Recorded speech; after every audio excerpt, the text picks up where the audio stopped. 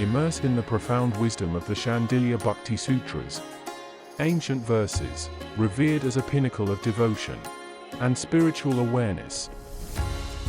Under the guidance of His Holiness Swami Jyotirmayananda, plunge into the infinite ocean of this revered scripture. Discover its hidden truths. Embrace its transformative power. Awaken to new realms of divine love and spiritual awareness. The depths are calling. The deeper you dive, the more treasures you'll discover.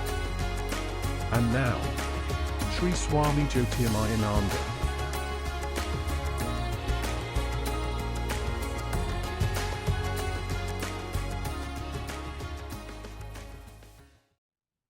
Om Vasudeva Sutam Devam Kalsachanuramardanam Devki Paramanandam Krishnam Vande Jagadgurum.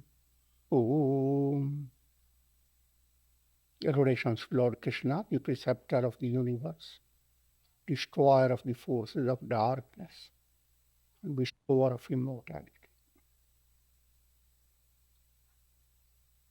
Shandilya Bhakti Sutras, Sutra number 47. Janma karma vidash cha janma shabdat. By the revealed words of the Gita, it is known that he who knows the mysteries of the Lord's births and actions has no more births. Theme continues, how to turn your mind to God. In so many ways, a profound insight has been given that devotion to God is the most unmistakable sign of your spiritual progress. If devotion is lacking, while your intellect is expanding, and you can quote all the scriptures and very easily denounce the whole world as mithya, illusion. But if you don't have good feeling in your heart, you must realize you are far from enlightened. You are very close to gaining a degree in Vedanta, but very far from realization. Having given that type of insight, now the question is how? What is the practical method of directing your mind to God? And the most practical method is turn your mind to avataras, divine incarnation. Sages have talked about avataras. Major avataras are Rama, Krishna, Buddha. Avataras also include any Ishta Devata you have chosen, Shiva, Devi, Ganesha. Those details are further added as we go on with the sutras. But here our focus is on avataras. He who knows the mysteries of Lord's births and actions. In the Gita, you have a statement of Krishna. Yada yada hi dharmasya glanir bhavati bharata abhyutthanam adharmasya tadatmanam srijamyaham. Whenever virtue declines and unrighteousness rises, I manifest myself as an embodied being. I incarnate as a human being. Whenever virtue is declining and unrighteousness is on rise, paritranaya sadhunam vinashaya cha duskritam dharma sansthapanarthaya sambhavami yuge yuge. To protect the saints and sages, to destroy evildoers. Implication is destroy the evil forces. To establish dharma, righteousness. I am born from age to age. Janma karma chame divyam evam yovetti tattvata tyakva deham punarjanma Naiti mameti so Arjuna. O Arjuna, my birth and my actions are divine. Whoever knows this truly will not be born again. After shedding this body, he will come to me. Try to understand subtler points. In all religions, scriptures have presented godly personalities. In Vedic religion, you have the avatara, Rama, Krishna, and many others. How many avatars are there? Avatars don't come under mathematical type of study, neither do they come under historical study. One quotation from the Ramayana. Nana bhati Ram avatara. Ramayan shat koti apara. The divine God incarnated in countless ways. The stories of God are Shatkoti, millions, trillions. Kalpaveda Hari Charit Suhaye. Due to the differences in yugas, the stories vary. If someone tells you one particular story of Krishna or Rama, another tells something different, then we accept. He is talking about some other yuga. The other one is focused on some other yuga. It's very mystical way of saying that your mind should not be concerned with the history. Many people lose a lot of their energy exactly trying to locate where was Rama born. Many are even trying to find out if there is any still some trace of his footprint.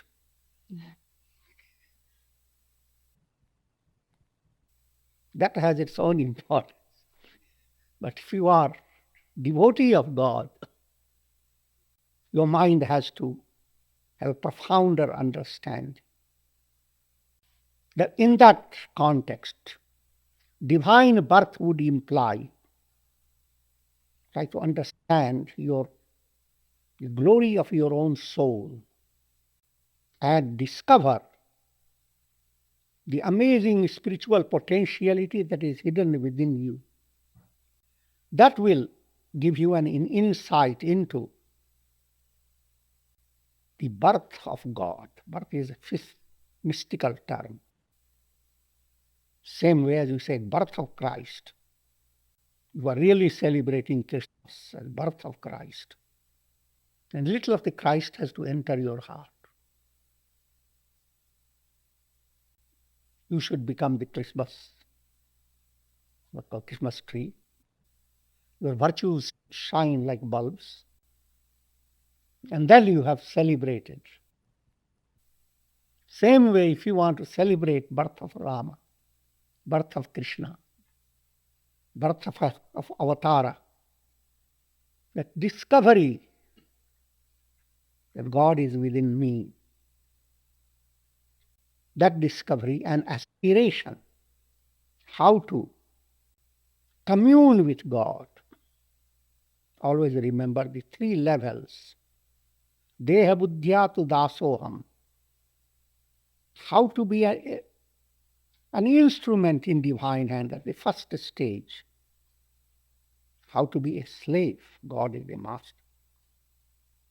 The slave term should not confuse you. It's profound privilege to be God's slave. And next point, jiva buddhyat vadanshaka. As you begin to turn your attention on your mind itself, first, how the mind has been stationed in your body. It functions through a very complicated process of brain and nervous system. And it stays beyond. When the body dies, your nerves have terminated. That mind continues. That mind has amazing possibility. Maneva manushyanam karanam bandha mokshayoh. Mind is the cause of bondage and release. The more you become aware of the divine potentiality of your mind, greater is your movement towards avatara, the divine incarnation, divinity incarnating in you. That puts you in deeper touch with the stories of Krishna and Rama, because everything that happens in the story of Rama relates to a change, a transition that occurs in your consciousness. But this is from a very profound point of view. But that's the implication of knowing Janma karma of incarnations. The birth, how does he incarnate? How does he incarnate in human consciousness? And what are his karmas, actions? Of course, when you study this scripture, what are the action of Rama? The whole story. He destroyed Ravana. He did amazing works of bravery and heroism.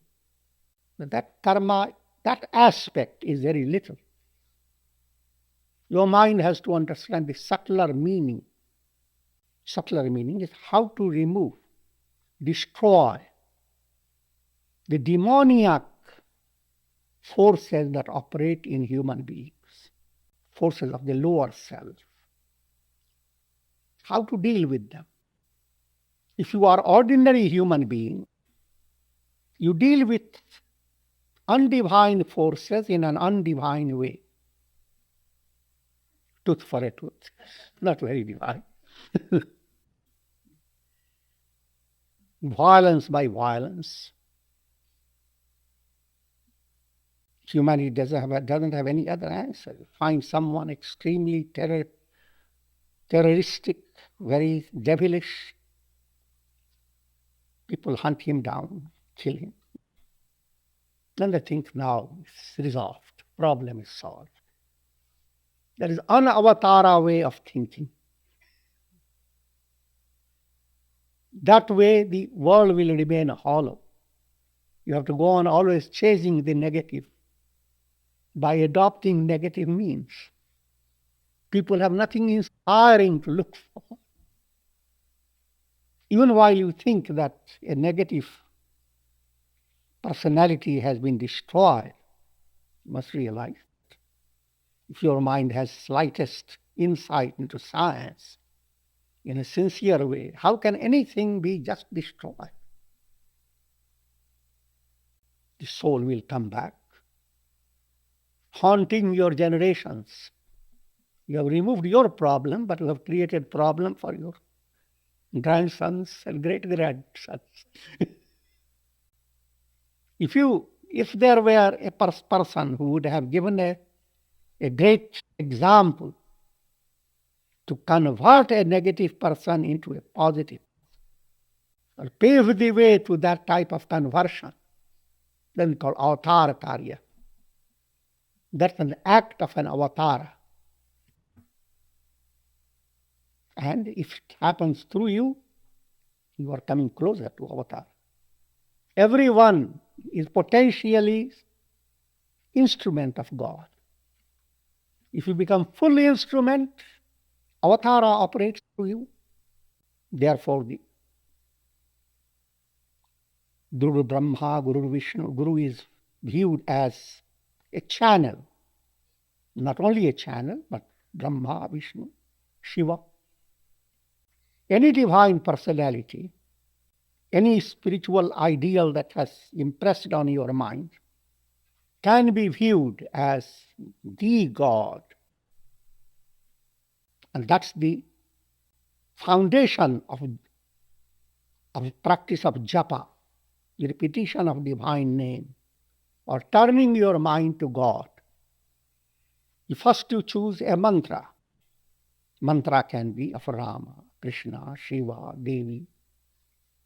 When you have chosen a mantra, that mantra is viewed by you as the absolute, the supreme.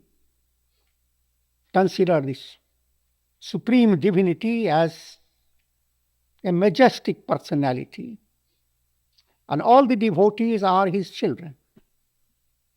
And they have their very high-tech photographic minds.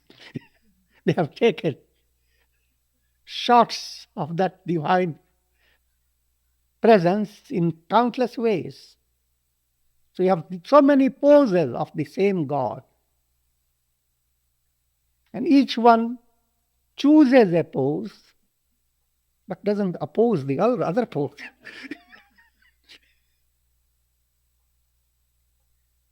So for one person, Krishna is highlighted. He is at the highest pedestal.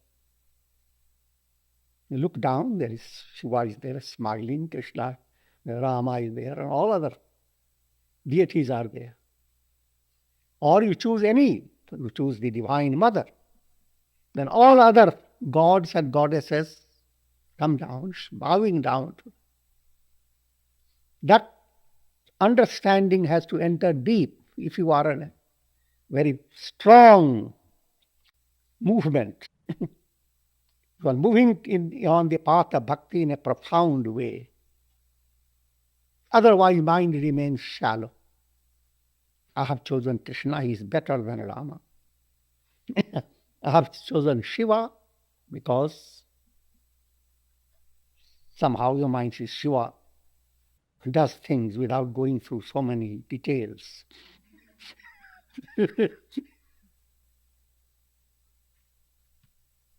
And so forth. All that is childish.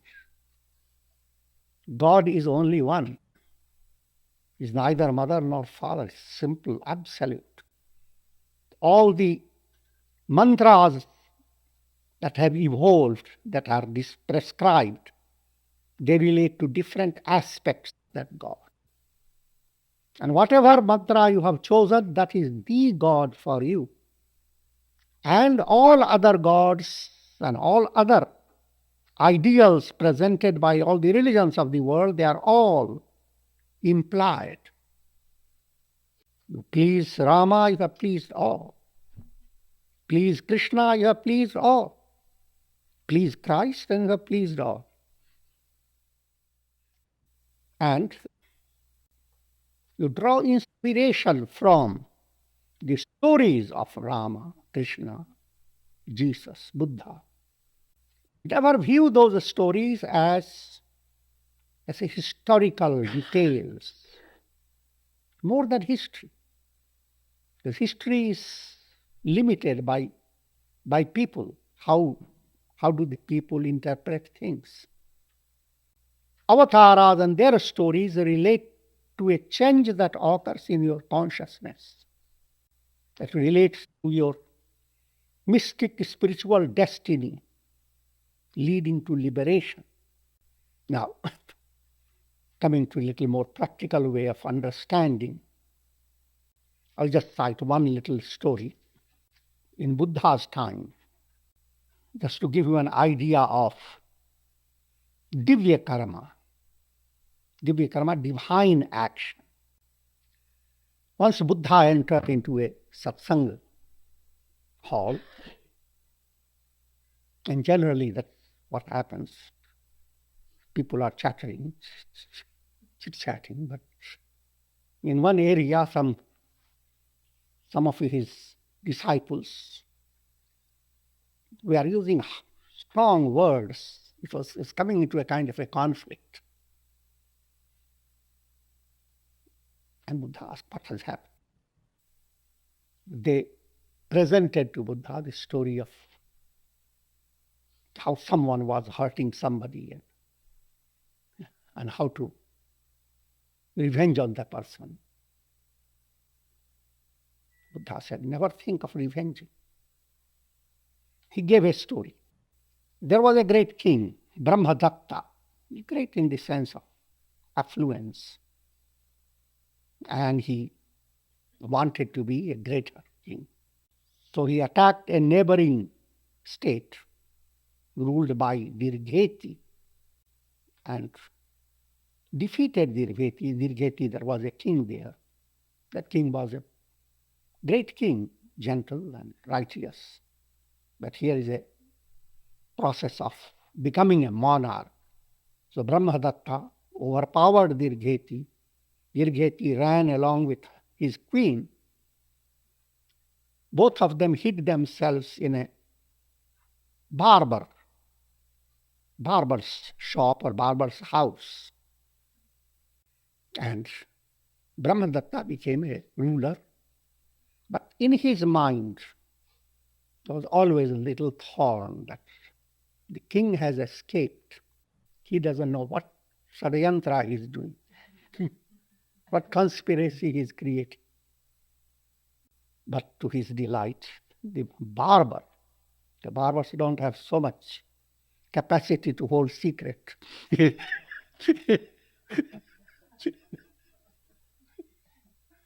Just for a joking manner.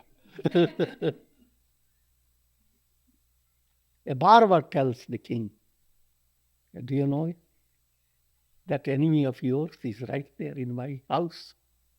He and his wife. So the king gave the barber lots of money for that, and very soon arrested the previous king and the queen. And they had a son, Dirghayu by name.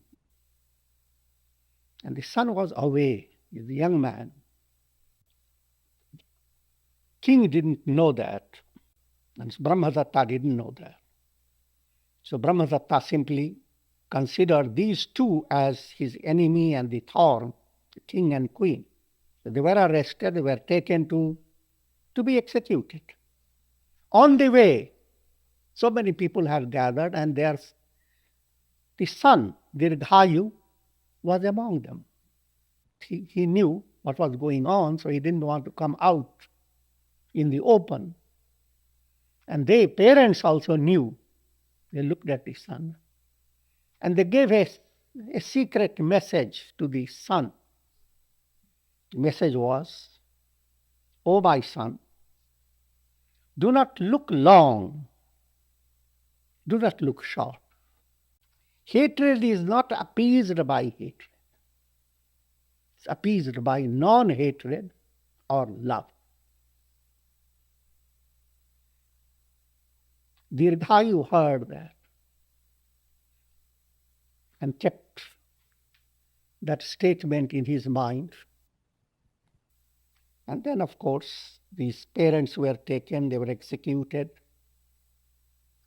Dirghayu, to summarize the story, found a service. He got himself a job in a royal elephant stable, where elephants are gathered to attend there. And it so happened when he did his job, he used to sing or play on a flute. The king heard it. He brought the young man, because the young man didn't say who he was, the identity. But in brief, he became very close to the king. The king always wanted to have him around. But Dirghayu held in his mind that subtle seed of revenge that was in his mind, a plot that I will find the king in a situation when he is completely not on guard, and I will kill him. However, king has no idea. Both became exceedingly close. One day, the king and Dirghayu, they go into a forest, hunting or some other entertainments. The king became very tired, and Dirghayu lovingly put the king's head on his lap, allowed him to rest in the summer sun under a tree with soft breeze blowing. And the king went to sleep. But suddenly he woke up with a fright. I had a terrible dream. I saw, because he had heard there was a son of those two people who is living somewhere. So that the enemy son is there and he's going to kill me. His sword was right on my throat. The boy heard it, and he unsheathed the sword and put his sword in his throat. I said, "That's your dream has come true." I am the son. You killed my parents in such a miserable way. And today I'm going to revenge on it. King began to shiver and didn't know what to do. Right at that time, the voice of the parents entered the mind of the Righayu. He heard the voice said, "Don't look long. Don't look long, but do not hold on to your hatred. Don't look short. Don't act on the basis of quick temper. Because hatred will not be destroyed by hatred." The moment that came into his mind and the blessings of his parents, he withdrew the sword back into his shield. And the king said, "How so?" And the man said, "O king, my message of my father was to revenge you in a different way. Hatred by non-hatred. And if I perpetuate hatred, if I were to kill you, of course, your people will hunt me down. They will kill me. Then my associates will hunt you down.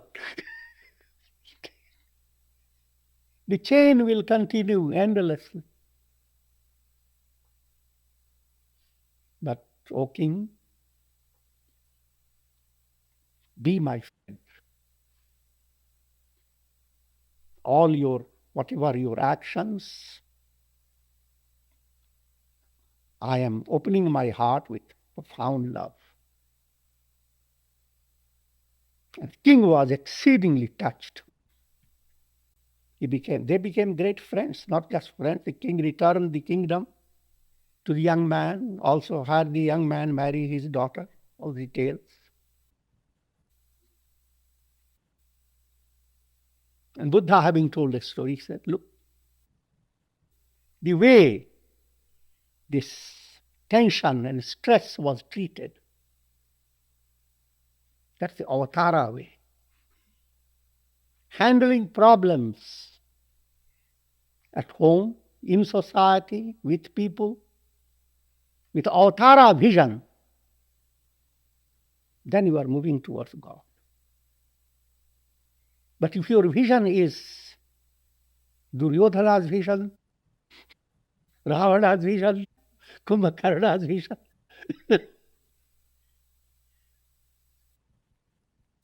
or just tooth for a tooth vision, then it is not the divine action. You turn to the sages and their ideal because of their divine works that go on inspiring people for a long, long time. And it doesn't matter whether historically you know all the details or not. Think of the simple story of the Purana. Gods and sages had the discussion, whom should we worship? Who is the greatest among us? And Sage Bhrigu was given that task. And Sage Bhrigu went to Brahma, his father, and went with like a kind of a haughty student, without giving him reverence. Just walked around with his matted locks spread.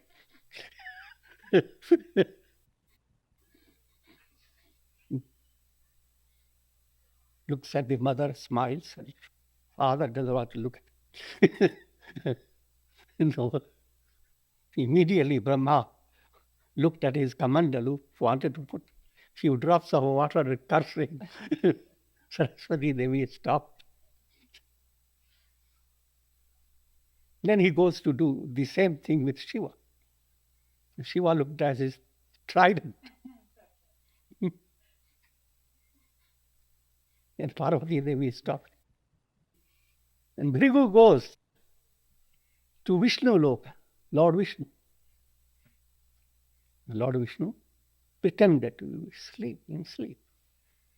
But he had given the instruction that he comes, let him come into my innermost place.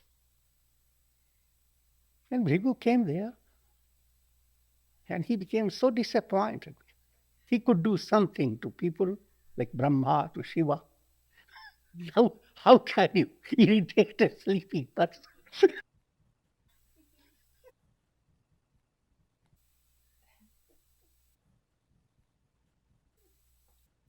But suddenly it occurred to him a blunt method. He kicked Lord Vishnu by his foot.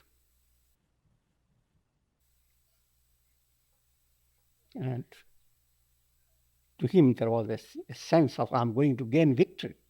As he had told people that nobody has that capacity to endure violent acts as long as he is given the job to cause irritation.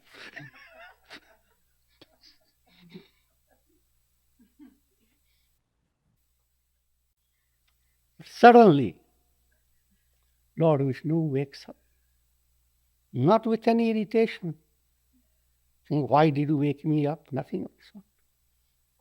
But he clasps the foot of Bhrigu. Probably Bhrigu might have thought that he's going to strike him down with it. But it's totally different. He clasped with a tremendous gentleness, saying, "O sage, what have I done to you? Your lotus foot and my hard, thunder-like heart. I have injured your foot. Can I be ever forgiven?" Bhrigu didn't have any idea what was going on. He simply melted down, fell down at the feet of the Lord and said, "Oh Lord, I never want this type of history to go down into ages. What have I done?" Lord Vishnu said, rather, there isn't any avatara. If he doesn't carry your footprint in his heart, he's not an avatar. In other words, all these are highly interesting mystical stories. But if you are an avatara, you have that type of patience which Lord Vishnu showed.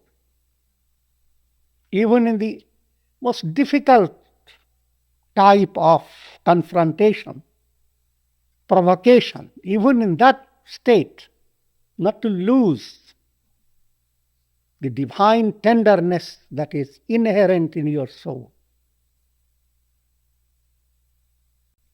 This was expressed by Ramana Maharshi when the thief enters into his room, and Ramana Maharshi was just practicing deep meditation, and the thief, not finding things, began to beat the sage, Ramana Maharshi. And the disciples come and they go after. They are very angry, and they say to their guru, Ramana Maharshi, that we are going to chase them, catch them, thrash them. And Ramana Maharshi, don't do anything of that. If teeth bite your tongue, do you thrash them, trash them, smash them, powder them? No, you softly Treat your tongue and the teeth. This form of thinking is avatara type. It is this form of thinking that changes the course of culture. And that has been the secret of all great personalities who have shown the path of religion, the leaders of spiritual path. And that potentiality exists in everyone.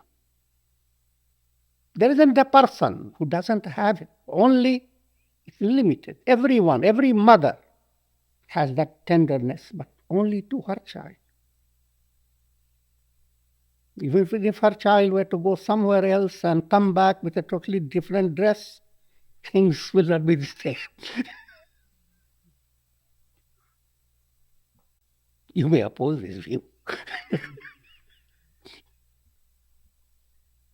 But what I'm trying to say, that gentleness that you have, if it were to become unconditional, if you were to understand all humanity, all creatures, the all universe is one body, and I am sustains it. Ocean is one. From point of view of waves, countless.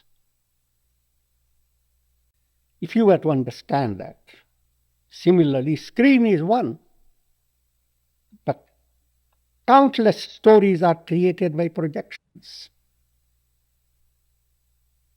That type of understanding that I am in all, and inherently, therefore, a sense of love and compassion. You can't squeeze out anything else, no matter what situation you place a sage in.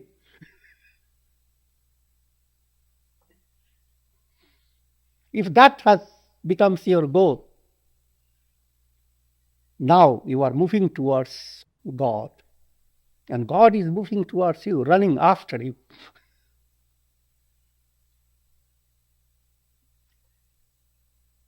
You are invoking incarnation in your personality. You are invoking incarnation that can change the course of destiny for humanity. This has occurred again and again. If that were not so, the world will not be thriving with all types of living beings. And with this, we conclude. Om Shanti. Thank you for joining us on this journey of spiritual growth. It's an honor to learn from the wisdom of Swami Jyotirmayananda. As we part for now, remember, the quest does not end. Take time to reflect on today's insights and integrate them into your life. Until next time, stay open, stay curious, stay present. The light within you is always shining.